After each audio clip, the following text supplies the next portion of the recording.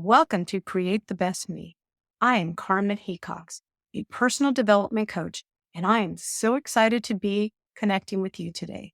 Whether you're listening to the podcast or joining us on YouTube, my goal is to help women navigate through midlife challenges with compassion, inspiration, and empowering conversation. Each week, we'll dive into thought-provoking topics designed to build self-confidence, overcome invisible woman syndrome, and find the courage to create the best version of yourself. I'll also be joined by expert guests who will share the wisdom and insights. So make yourself comfortable and let's embark on this journey together. Hi there, and welcome to Create the Best Me, the show where we explore ways to help you become the best version of yourself.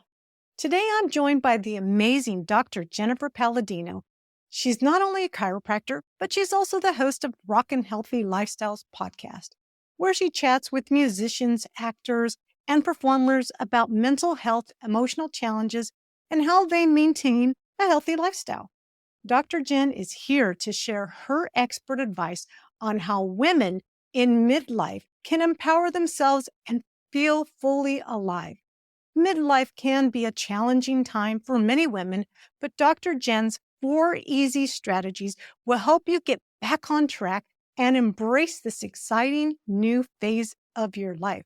So grab a cup of tea, settle in, and get ready to be inspired. Hello, Jen, and welcome to the show. I am so glad to have you on. For the people that don't know you, can you tell us a little bit about yourself and your business? Sure. And thank you so much, Carmen, for having me on. I'm Dr. Jen Palladino.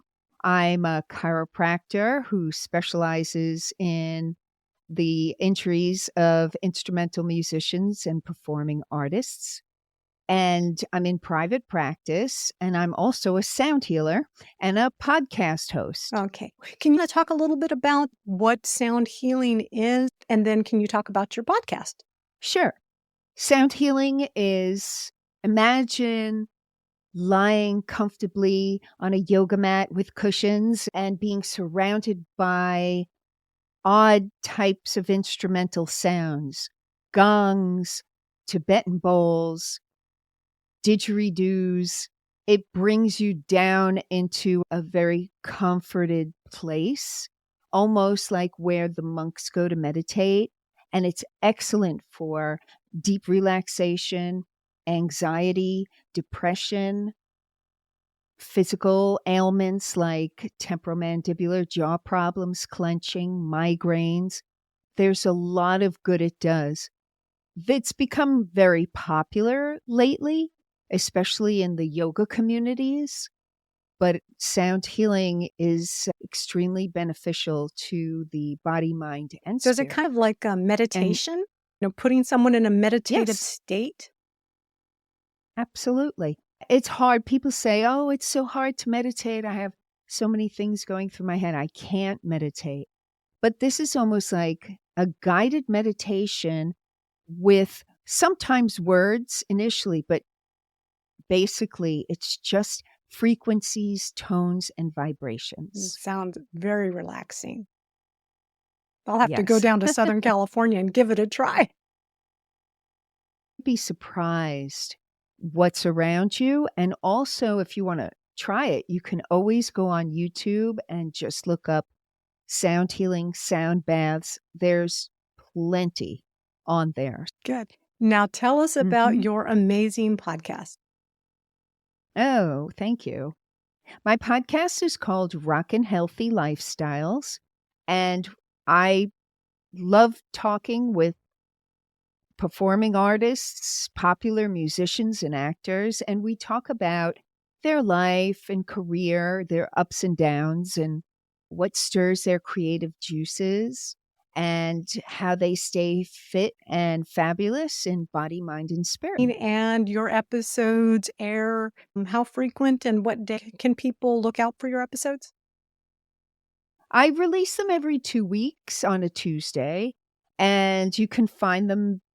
They stream anywhere you listen to podcasts: Spotify, Apple Podcasts, Google Podcasts, Stitcher, iHeartRadio, everything, Podbean. So pretty much everywhere. And it's interesting. I find different actors, musicians with all sorts of issues that we talk about. We've talked about addiction. We've talked about sobriety. We've talked about, I had 2 episodes aired in October for Breast Cancer Awareness Month of 2 music artists who had bouts of cancer and their stories. And I have everybody from child actors to the drummer of Def Leppard. There's a big selection, but it's really geared for a lot of how music and how entertainment and how art can uplift the spirit and how we can find solace instead of drugs and alcohol and medications that may or may not be necessary, but how you can find it through music or use music and art as an adjunct to healing. And I will say I'm a fan. I've listened to several of your episodes, and I will say what I admire about your podcast is that you get these movie stars or musicians. I guess I put them at a different, almost like a different planet, because they're different, or at least I saw them before listening to your podcast as different kind of people. But you bring them down to more of a human or regular type of people, and they discuss challenges that we have. They're no different than us. They go through the exact same challenges, even though they're successful or they're rich. They're regular folks. And I like the way you bring them down and make them sound like regular people that have the same regular problems that the rest of us have. And guess what? They Yeah. do. They do. And I think it's also helpful to discuss those things for them as well. Certainly sharing that part of their life. Some people are very open about their trials and their triumphs. And that's important because this is what we all share this. And a lot of people just want to help. They just want to help.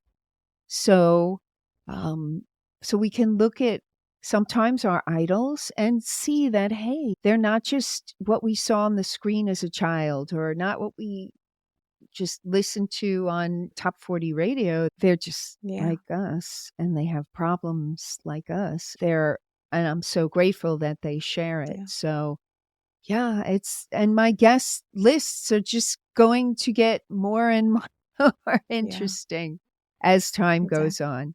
The other thing, I think that a lot of us get this misconceived notion that if I had more money, then I wouldn't have these problems. And I think your podcast really changes, or at least for me, it changed my perspective that it doesn't matter how much money you have still have struggles. We all have struggles. Well, more money brings more problems. It's just in a different category. So, I mean, you hear all the time about lottery winners and a whole new set of problems that they experience. Of course, everyone has the stress of money because we need to survive and we need to live. So, if that's not a constant pending, it really makes and has no bearing on our true emotions. And really, I am always a proponent of all you need is love. Beatles. Yeah. Yay. So I asked you to come on the show because you mentioned that entering midlife was the most positive experience of your life. So I'd like to discuss why you feel this way and what happened along your journey as you were approaching midlife that has given you such a positive perspective. Well, I think we can all, whoever we are, we can all reflect back on our younger self. A lot of people sometimes forget the difficulties that they experienced growing up and on a day-to-day basis growing up. I have a really good memory. So yeah, I mean, things were happy, things were different, but things were tough and tricky to process. I think the midlife part of it, you get to a point in your life where you just don't really value others' opinions as you used to. Now, that doesn't mean better or worse. I'm just saying it's different. Your own priorities take precedence, how you view life, because now you've had enough experience in your path to see things very differently than we can all agree. We all see things very differently than we did at 20 or 30 and sometimes 40. So the priorities change when our situations change. The older you get, mid to later, you're not having children, you're having grandchildren. And so that shift in perspective is just what happens in midlife. I do notice with a lot, because I talk to a lot of patients, a lot of women who are and have gone through or who are going through that midlife. And a lot of it is negative, and I often question why. So do you think that you talked about your perspectives change? So could it be that maybe when I'm younger, I keep saying, when I make enough money, I'm going to buy that Mercedes Benz. And then Yeah. 10 years later, I might say, not practical to have a Mercedes Benz. Now I'd rather have that the money that I would have used toward purchasing this bling. I'd rather use it on, spending quality time with the people I love, or traveling or doing something for myself. Priority shift. Mm. That's what it is, priority shift. It's so funny. It's true. It's what you used to. Don't you sometimes, everybody I'm saying, don't you sometimes look back and say, what was I thinking? Like, why did I, for example, this perfect example. When my son, I have a 26-year-old son, when he was a little boy, it was like, you just wanted to gather things. You just thought that if you had, tons of furniture and lots of different china or place settings, or that your future would be better in some way. I can't wait to get rid of this stuff, you guys. It's like, what am I going to use this for? Who could use this? How many different china patterns do I need? It's very different. It's almost like, I think when you hit midlife, you're ready to dump a lot of the stuff that now you see it's holding you back. Whereas you were trying to make gains, a lot of people think, oh, more is better. And that is so not true. That's so not true. Sometimes less is way better because there's a burden with all this stuff.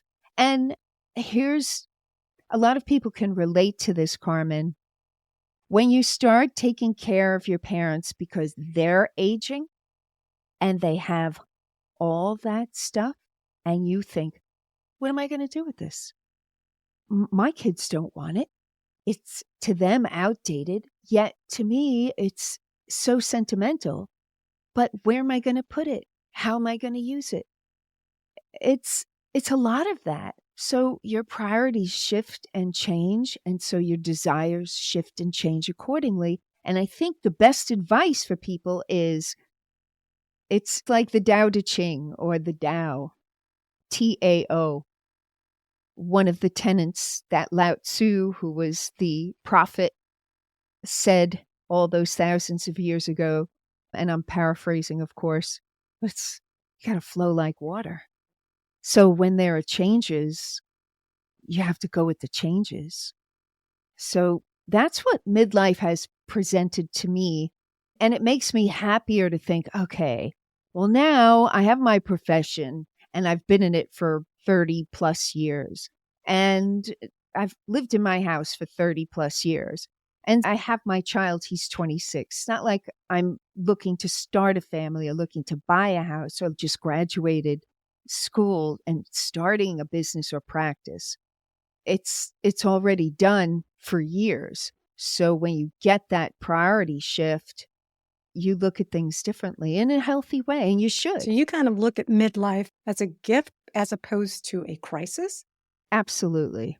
Absolutely. Now, I have to say, A lot of my patients, male and female, talk about, I hate this.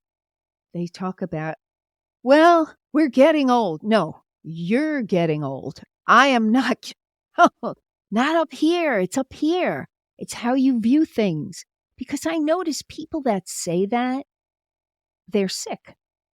They have ailments. They have limitations that they put on themselves. Their friends feel the same way. And I don't have that. I have friends in all age groups. I have a lot of young friends. I have a lot of very young friends, 25, 26. We go to concerts together. I have friends in their 40s, and they turn me on to like all this crazy like metal music, and I turn them on to the old punk. But I'm always looking for great opportunities, and you can always recycle the things in life to suit your circumstances. So just take care of your health. Main thing, biggest. And I think that you, at least from, I've known you for almost 2 years now, I would say that you live a very youthful life. Oh, Don't thank judge you. Jen by your experience because of some of the things that you talk about growing up and stuff. Judge you based upon the way you carry yourself, and you carry yourself in a very youthful way. I'm not saying that you're going out and doing some crazy 20-year-olds would do, but you're very, as you said, very fluid. You're very open to learning new things. You're not afraid to step I out of that try. comfort zone. This is the way we've done it, and this is the way it works. You're open to try the new scary stuff. I am, I have to say, so my mom is going to be 91 soon.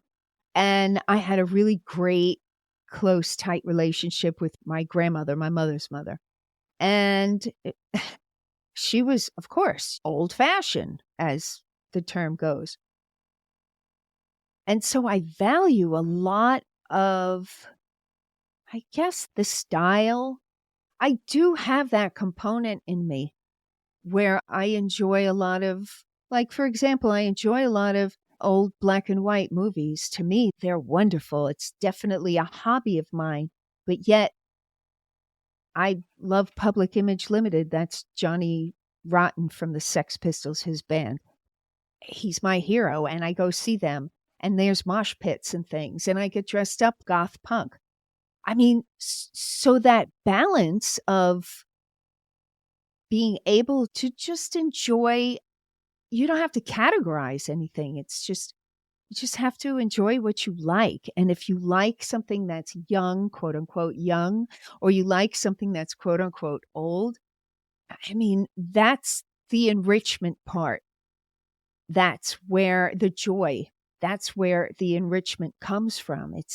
Those things give you joy. So I want to circle back to something you had said before. How did you cope with the common challenges that many women face during midlife, such as physical health and shift in relationships? Because I'm pretty sure you've had that where your body feels a little bit different. You know, there are certain things that you can't control.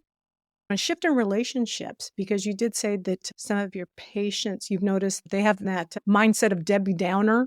And you notice that the people they hang out with are also Debbie Downers. From a personal perspective, how have you adapted to things that are out of your control, like physical change, shift in your health and shift in relationships?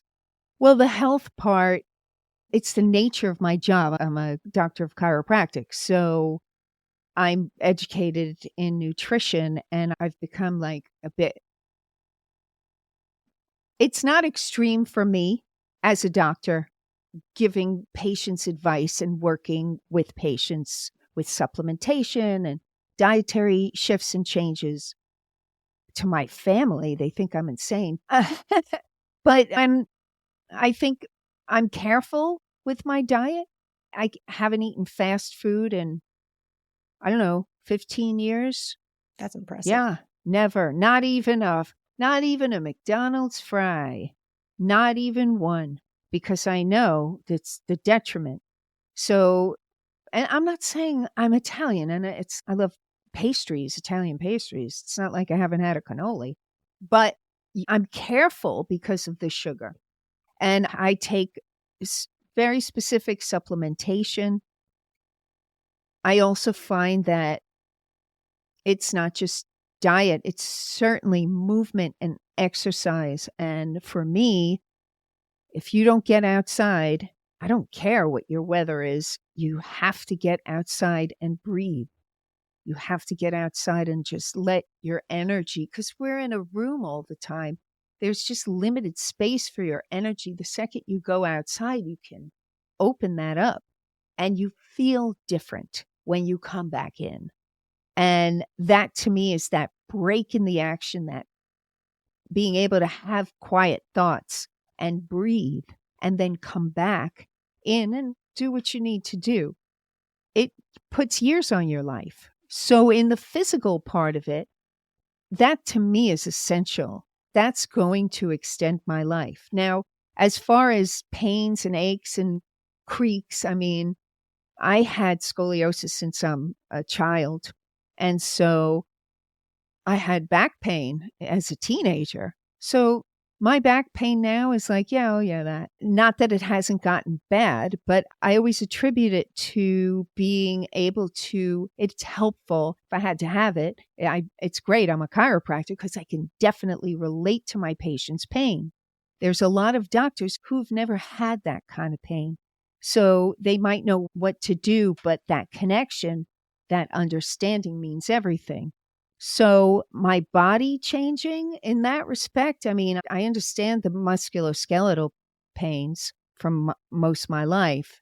But again, I try and keep healthy. I do yoga, hot yoga, spin and walk. My walks are great nature walks. And so on a daily basis. So I really try and keep my health and my well-being mentally, emotionally, physically on board.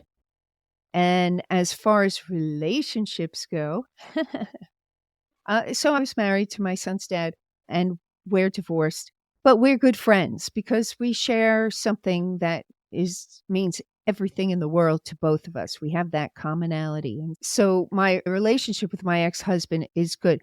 Not to say I don't want to punch him in the nose every now and then, but I'm sure he feels the same way. But we make it work because, I mean, he's a good person. It's just you start to move away in a lot of ways as time goes on, and we were together for a long time. And that changes people sometimes. So I hear a lot of stories. Don't forget, I have patients who come and tell me some crazy stuff, some about their horrifying divorces. And I think, wow, I mean, I'm really lucky to not have had that. So yeah, that's been, I guess, in my corner. So you've chosen to have the relationship with your ex-husband be a healthy relationship, regardless to why the marriage didn't work. You've taken the spin out of it and said, hey, it didn't work. We have this beautiful child that we brought into this world, and our relationship being healthy. My son interprets this as, this is what a relationship should be like. This is what healthy is like. So you guys are like an example per se? I don't know about that, but because, Carmen, life is not black and white. It's shades of gray. And the sooner we accept that, when I say black and white, I mean, a lot of people are like, no, your relationship should be like this, or it shouldn't be like that. It's like, I mean, let's face it. You go with the flow of life, right? And so it's definitely shades of gray. I mean, I certainly care about this person. We've had history together.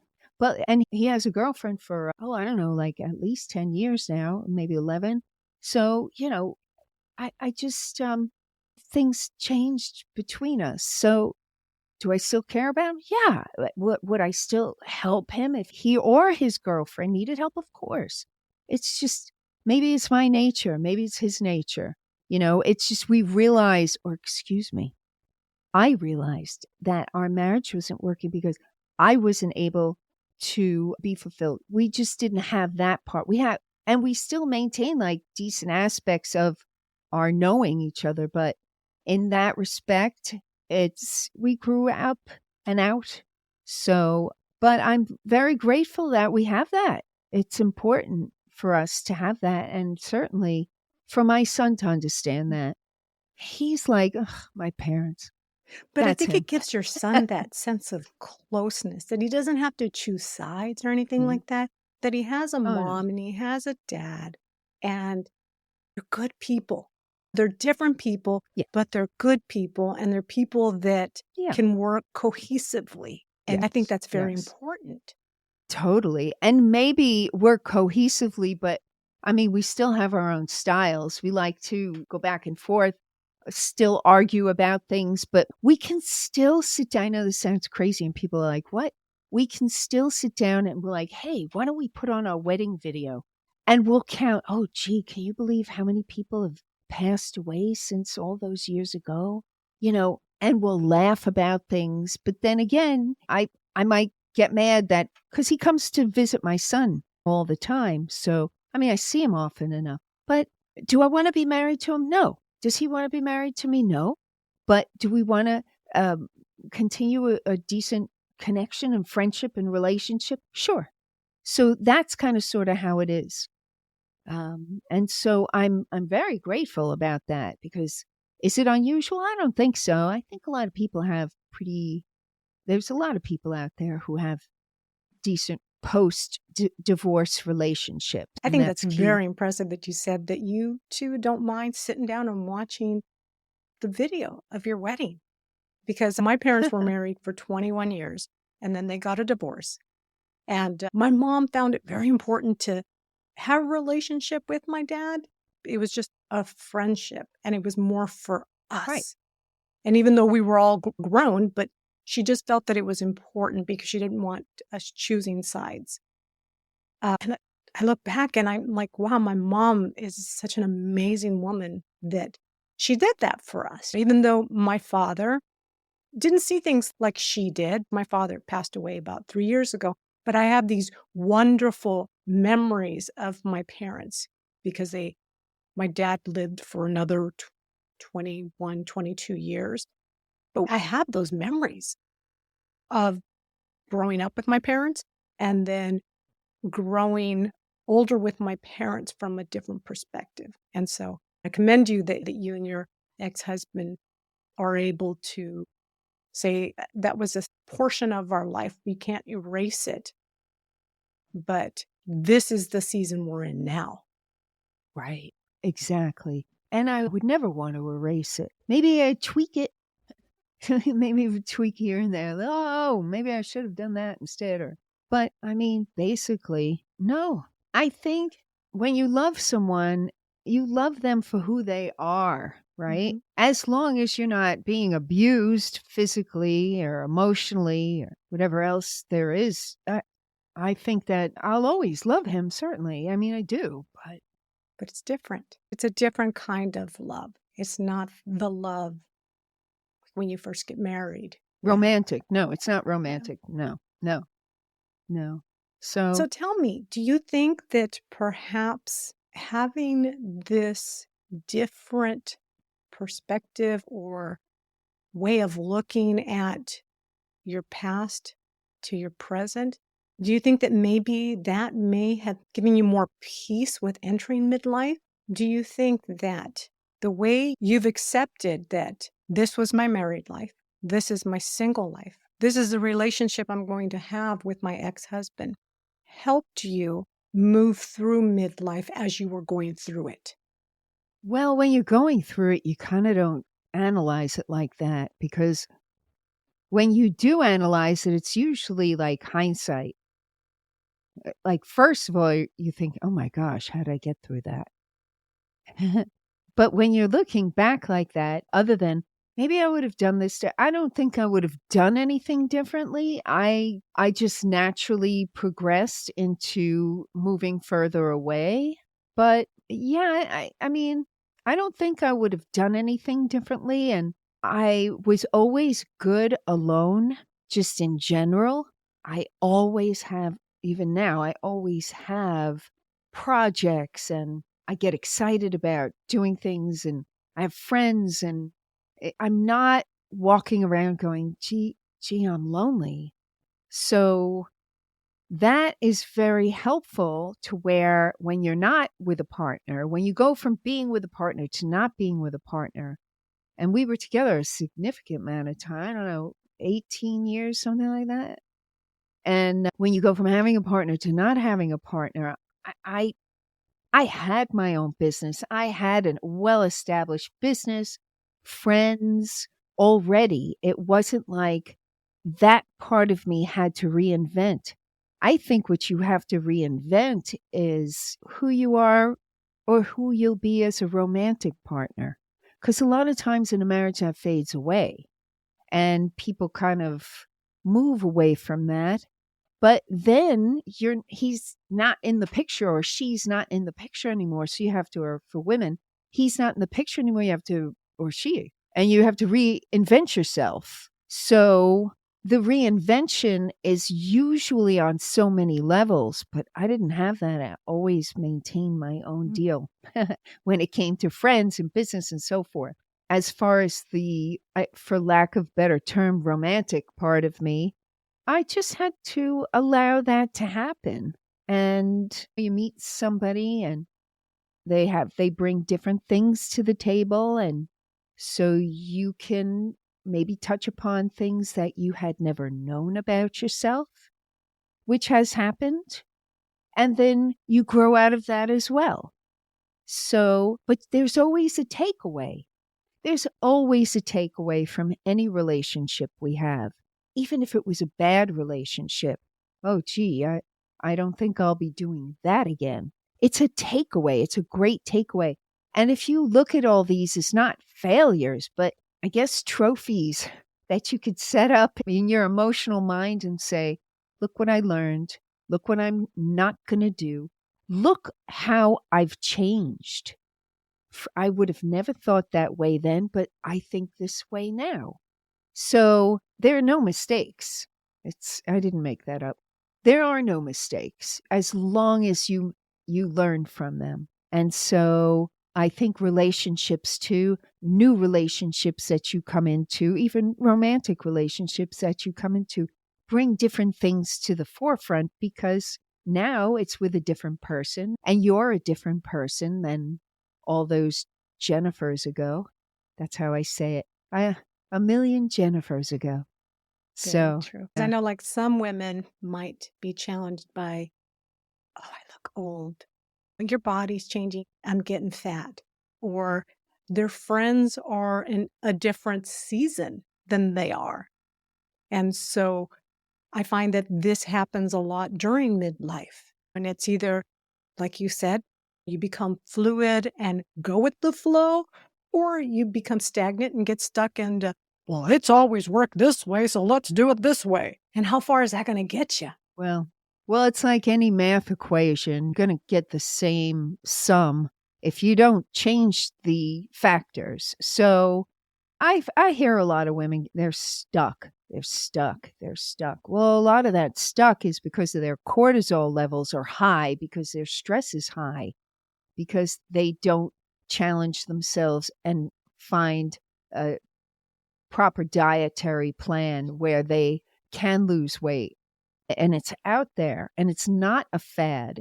There's some really reputable, serious ways that you can lose weight. And you can always change your hairstyle and get some new makeup and new clothes. So I don't put up with that. I can't kind of thing. And it all starts with emotion. You got to get your emotions in check first. Everything will follow. But if you're constantly in that same draggy down, maybe a high stress job that you take home with you because, the boss is an idiot or whatever, but you need the paycheck. There's so many things that you can change, but you have to change the factors in the equation to get a different sum. This is how the world works. So you can do that within your own life and you'll find changes for sure. So tell me, how did you prioritize your own well-being and happiness in your life, to give you a positive perspective? Because, like I said, you tend to release a lot of positive. Were you always this way? Or did you say, hey, you know what? I want change and here's how it's going to happen? No, I was not always this way. I was no, no. As a kid, as a teenager, really, let's say, no, absolutely not. I was almost pessimistic, but with this current, like optimistic current underwriting me. Because my mother is the most optimistic person. That lady can talk anybody off a ledge. And she's talked me off plenty. And so I learned by example how negative can you be? Because negativity is like, you're so negative, you're so negative. And then it's like, you see, this doesn't work and that doesn't work. Well, you keep feeding it. What do you think? If you changed your attitude, I mean, how much can you bang your head up against the wall if you change your attitude and looked at the positive things? I'll give you a good example. People talk to me a lot about death and dying and loss. And the grief from loss is a big subject matter. And that grief it's very sad and it takes you down. But I always equate it to my cat. I'm a cat person. And my cat was 2 weeks shy of being 19. And she had at least 10 years of kidney disease. And the vet's like, how? Well, because I take good care of my cats. I mean, good care. But at this point, she was going through the process and she was dying. And it was very hard emotionally because, I've had her since she was 4 months old. And here she is 2 weeks shy of being 19. It's a long time. And through significant times, my little boy picked her out, and now all these years later. So as she was dying, I called the vet, scheduled a vet to come to the house to put her to sleep because it was getting, I didn't want her to suffer. And I knew that I had to face this huge grief, what was going to be huge grief for me, but it was for her. I had to put myself aside and do what was right for her because of my love for her. So because I did that, I look back at it and I go like this. I pat myself on the back because I was able to be strong, not to be swayed by my emotions because I couldn't experience the pain, but it was for her, out of my love for her. This, I guess, how can I say it? Like, it helps with grief when you say, I rallied for that person or that person. I rallied for that loved being. And so in that, it helps me grieve more easier, I guess, easier because I was there for that person or that being, that pet, whichever. And it makes a difference when you look at change like that. You have to look at the positive aspects of things. And that was a positive aspect of her death, that her owner, who loved her dearly, was there every moment, making her as comfortable as possible for her transition.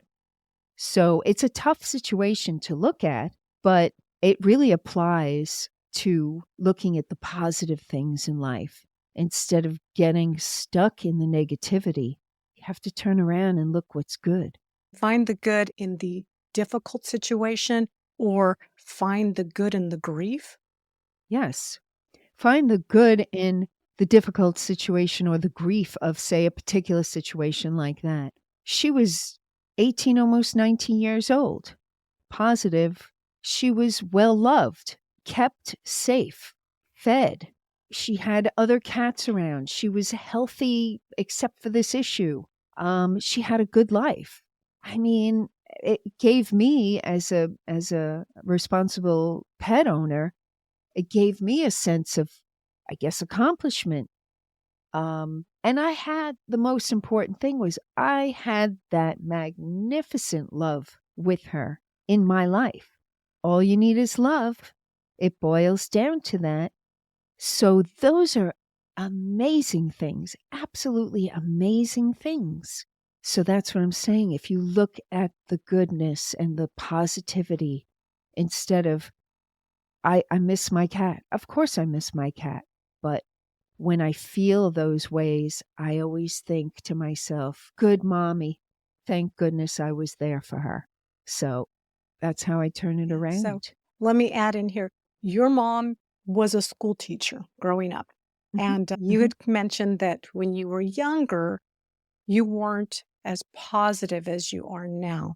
So do you feel that maybe having your mom as a role model perhaps attributed to your positive outlook now because she kind of like instilled that in you growing up, even though you maybe weren't ready to accept it back then, but you reached a point in your life where mom's words started to make sense.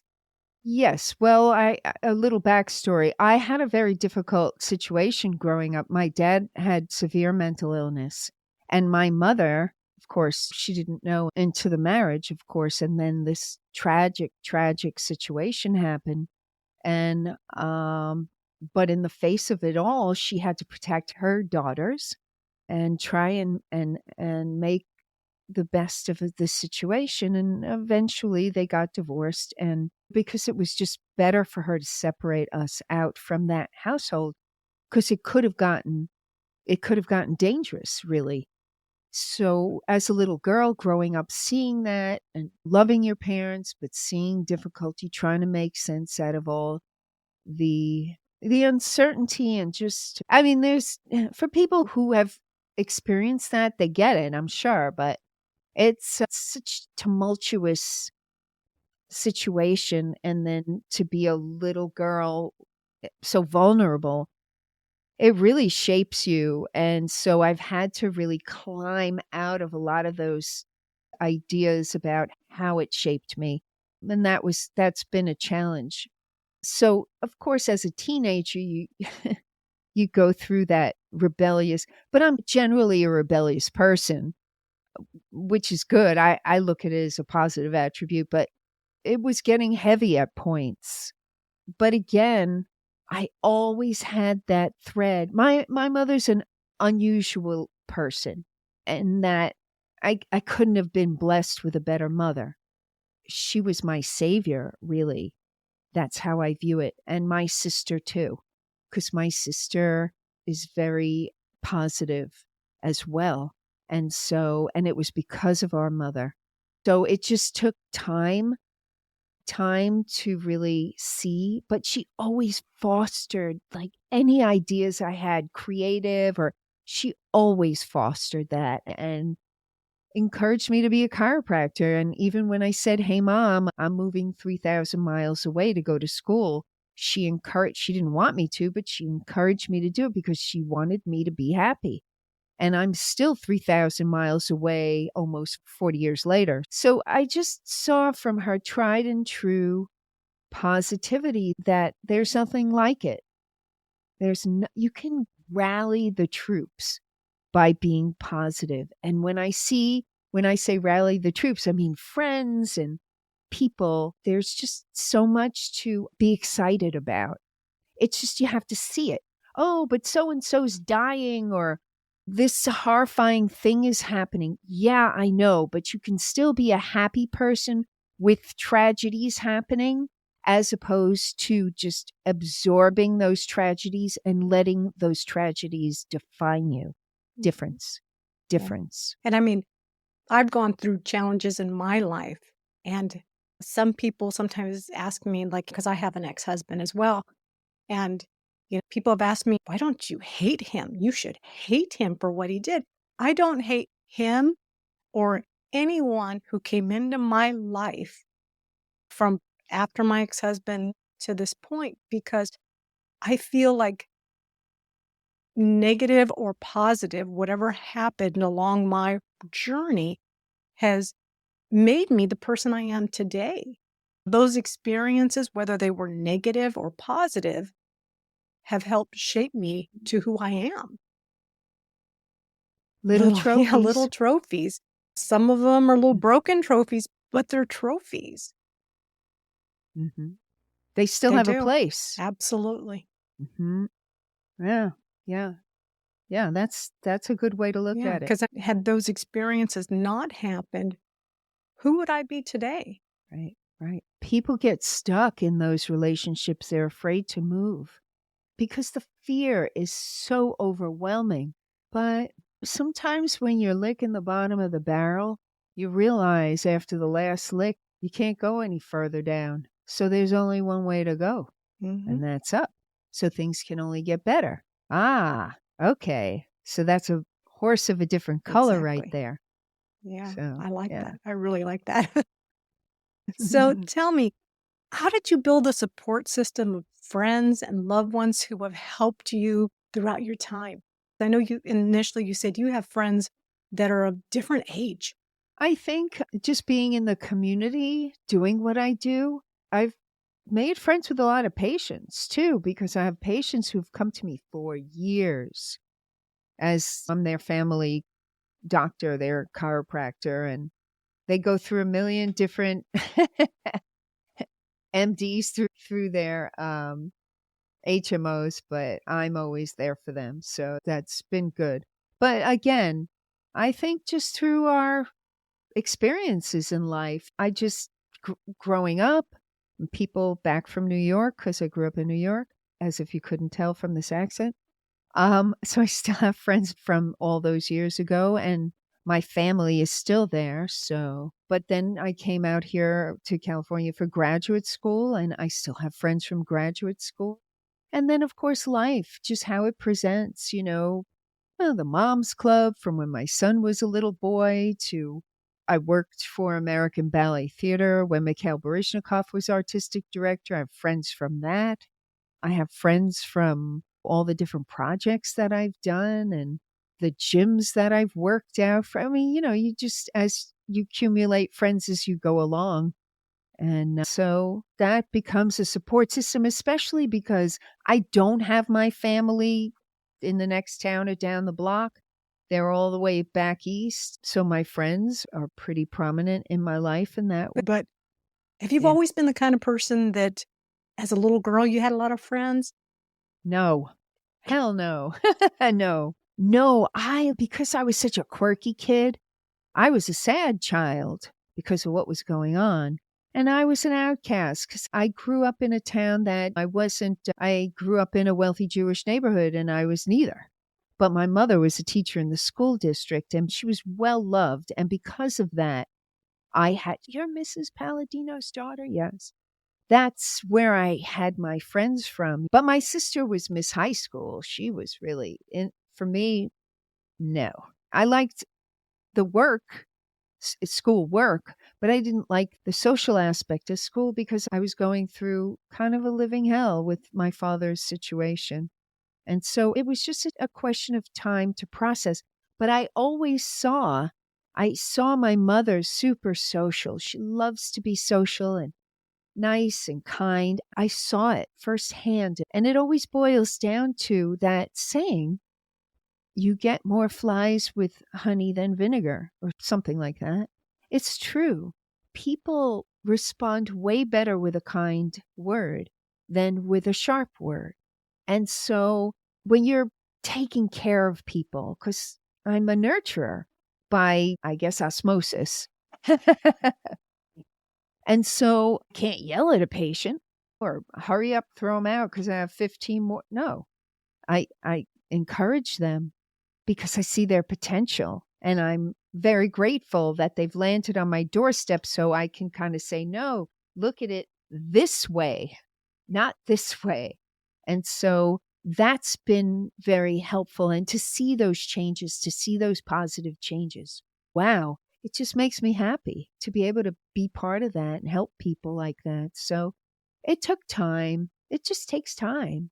You can't let your anger and your fear and your bitterness or being resentful, you can't let that like color your world or get in your way. There's got to be a way to get people say, well, how do I get rid of that? I'm so full of that emotion. Get outside and take a walk. Breathe. Get some fresh air. Go take a yoga class. Move your body. as best you can. Oh, I need a knee replacement, some people might say. Okay, but there are other things you can do. At least you can sit outside. It's so important to connect with nature. These things change your attitude. That, and my biggest problem I'll share, I'm a sugarholic. So that's been a really big challenge for me, but it changes your body, it affects your mind. So there are things you could definitely do to uplift yourself, especially if you're coming out of a marriage, let's say, or making a life change during midlife. If you're making a change, or the kids are going to college and now it's like, it's crickets. There's definitely things you can do. It's the desire to do them. That's what you need. And then you'll find your. I know we had talked about this last week, and the group of girls that hang out with us or virtually. I had made the comment. I said, Jen's the kind of girl that if she walked into a party, she'd come out with at least 10 new friends, because that's the person you are. You're just this person that attracts people. I mean, maybe attracts people, or maybe you go out and hunt people down. You see the people that really need you, and you like to push them out of their comfort zone and to be somebody different. I think what it is, the thought of people, let's say we're all sitting, let's say there's 10 of us, and whoever's watching this, includes yourself in it. There's 10 of us or 15 of us, and we're sitting around this table and we're eating, of course, but we're laughing, we're having a great time. We have a project we're doing together, and we're just feeding off each other's ideas. Doesn't that appeal? Doesn't that appeal? That happiness, that camaraderie, that togetherness. And then you can go for those who are, because I'm an extrovert in certain ways, but I'm an introvert in others. And you have to honor both of that. So when we leave this table of friends with our projects and our ideas, we go home and we sit alone by it and we think, gee, that was such a nice experience. I'm so glad I have friends around. And so that's what I kind of strive for, is to get people together and, hey, let's go to this show or this sound healing or something to that effect, where people are like, yeah, that's what I love. I love.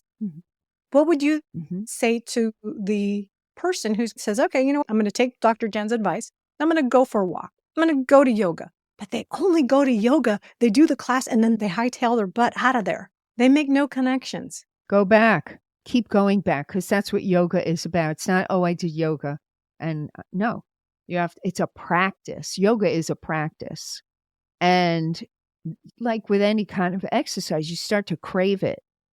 But with yoga, you find it's not only, of course, good because it gets your blood circulating, but with yoga, you learn concentration, you learn focus, you learn how to quiet your mind, and you start to crave that. So don't just do one class, keep going back and develop a practice. But I mean, as far as like connecting with the other people. Well, when you're there, you develop this need to go, and then you see the same person over and over, the same people over and over again. And then, oh, well, hi, you come often to this class, don't you? Oh, my name's so-and-so. That's how it is. You don't have to be that's me. I like to talk to people. But even if I was shy, and I kept seeing this one gal that, we start a little conversation because she likes that part of the room, and so do I, to put our mats down. You do it to your own capacity, your own desire, but you don't need a million friends. One or two good friends means everything. Do you have any advice for women who may feel overwhelmed or uncertain because they're going through their own midlife crisis or they're transitioning through it? What kind of advice would you give them to just kind of help them deal with everything that they're currently being faced with and they're going to encounter, because there's so many changes that take place physically, emotionally? Well, I mean, it depends because there's so many different situations. But first is, I would say, you have to be good to yourself. And that means if you have a partner who is not honoring you and who is not treating you as you should be treated, it's time to step away or to reassess or to somehow change that factor in the equation, because it's never going to change. And you never want to, this is what I say. My mother gets mad at me. You never want to lie in your deathbed and say, why didn't I? No. You want to say, I'm so glad I did. Okay. Even late in the game, don't even worry about that. The first thing is you can't have another person abusing you emotionally, physically. That's unacceptable. So, but if that's not the case, and there's plenty of women who feel stuck physically, again, physically, they tell me, well, I have to cook for my family, so I can't. I separated my meals and I made mine and I made theirs. It was extra work. I was still working. I still had a full plate, pardon the pun, but in other ways. But I made sure that I did for me. I kept doing for me. I had to. Because if I'm going to be in charge of the kids, of the household, of my job, whatever my job ends up being, and all the many 10,000 things in life, I have to make sure that I'm healthy and I'm happy. Because if I'm not happy, and no one else is going to be. Key factor, key. They say, put the oxygen mask on yourself first, so then you can put the oxygen mask on your children or your whomever around you. You have to focus on yourself. And if you think it's selfish, you're not going to last. You won't last. Something will happen and then you're going to be forced to take care of yourself. Like I've seen it. People just try and do so much and then they have a heart attack. Oh, I guess you're forced now to take care of yourself. Mm-hmm. You see? So these are the things that I know it's hard. I know people get stuck. It's understandable. But again, you have to take your own bull by the horns. What about those women that perhaps are stuck with, what would my life have been if I would have married my high school sweetheart? And they become so fixated that their life sucks because someone threw a wrench in there and they didn't end up with Mr. Right. And their whole life is just consumed on, it's bad because this is where it should have been. And so they're not moving forward. Right. But that's obvious then that something's wrong with the person themselves and that they need to fix first, because this Mr. Right thing is in the time that I grew up. Oh gosh, my mother used to say this to my sister and I. Your wedding day will be the happiest day of your life. No, it'll be one of the happiest days. It's not the happiest day. Come on. It's that kind of thing. When you think somebody else is going to define you or complete you, that's another one. To me, in my book, oh no. Oh, he completes me. Give me a break. You complete you.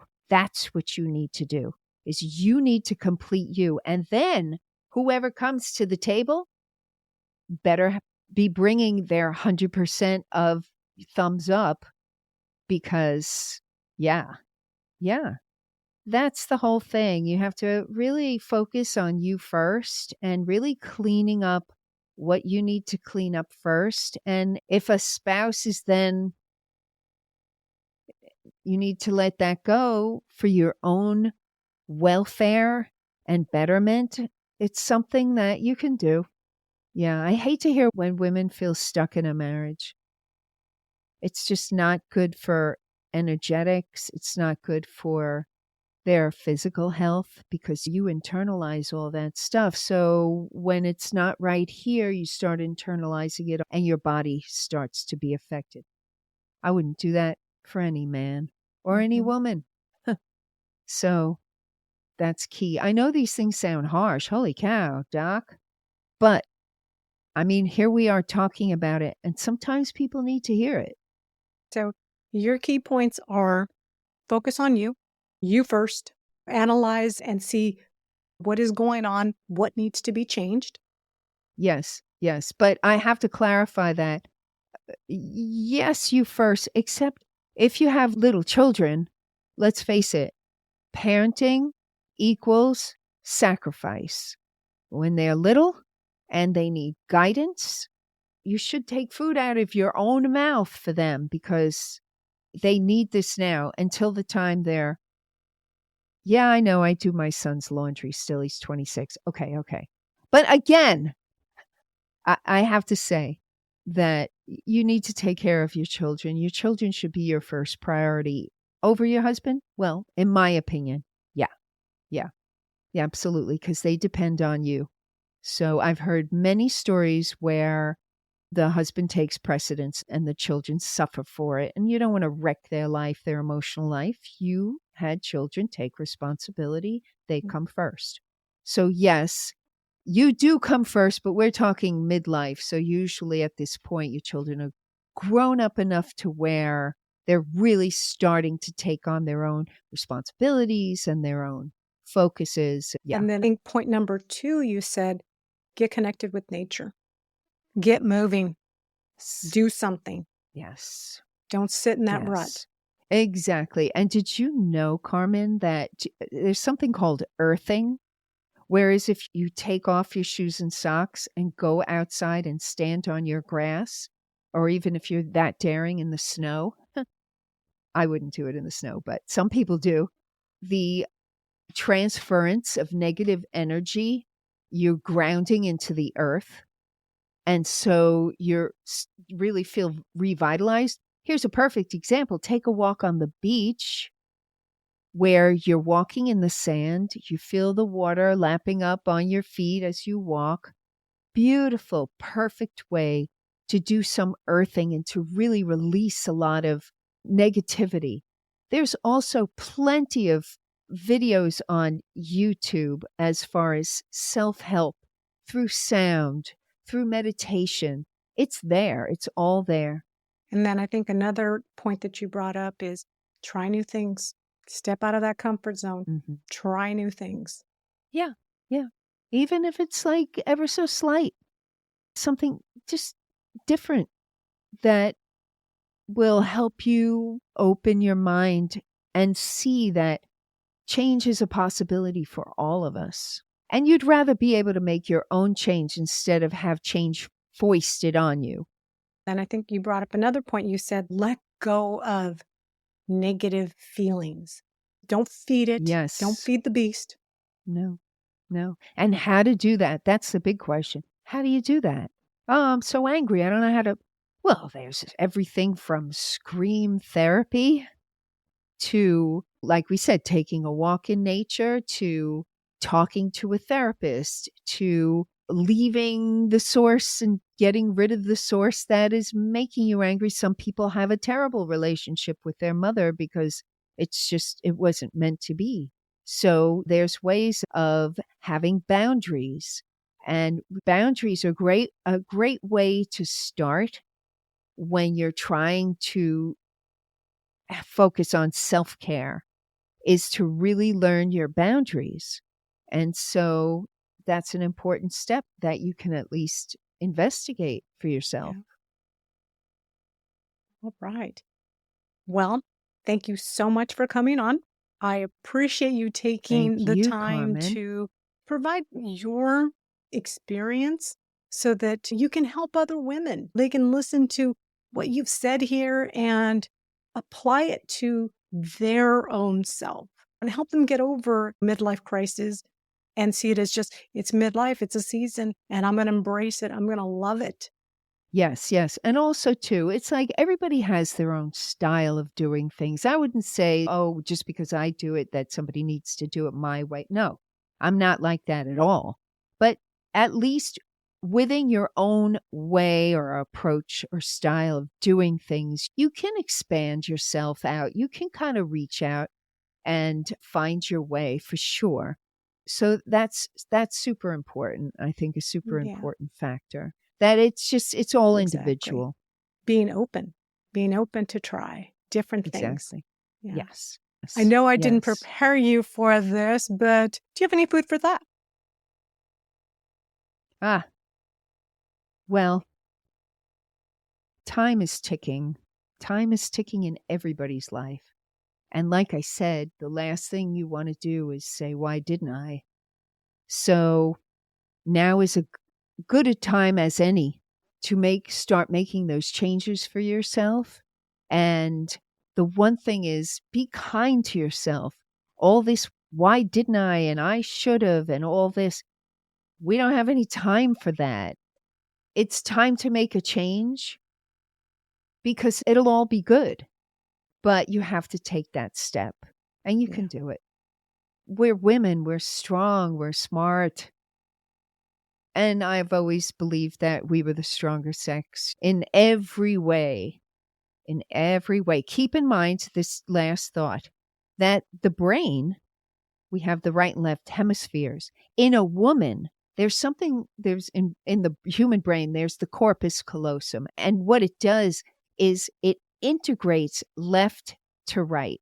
Now, this is why they say men are pretty one focus. But women, because we're capable of being mothers and we have to multitask, our corpus callosums really integrate. So keep in mind that as women, we can multitask and men can't do that as well as we can. So that is, of course, a positive for us, and use it. Use that ability. You can do this. There's lots of things on all our tables, but you have to ultimately, we have to take care of ourselves. And that's the most important thing. All right. For people that may want to hear more about Jen, you will find all her information in my show notes. And again, her podcast is Rock and Healthy Lifestyle.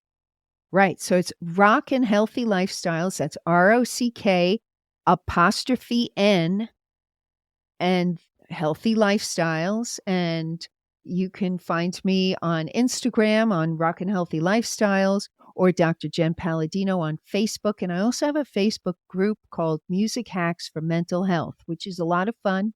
We talk about how music can help you lift your spirits. That's the key, is we want to lift our spirits. And so, or make us happy. So come join me. I'd love to meet. Thank you so much. Thank you, Carmen. Thank you very much.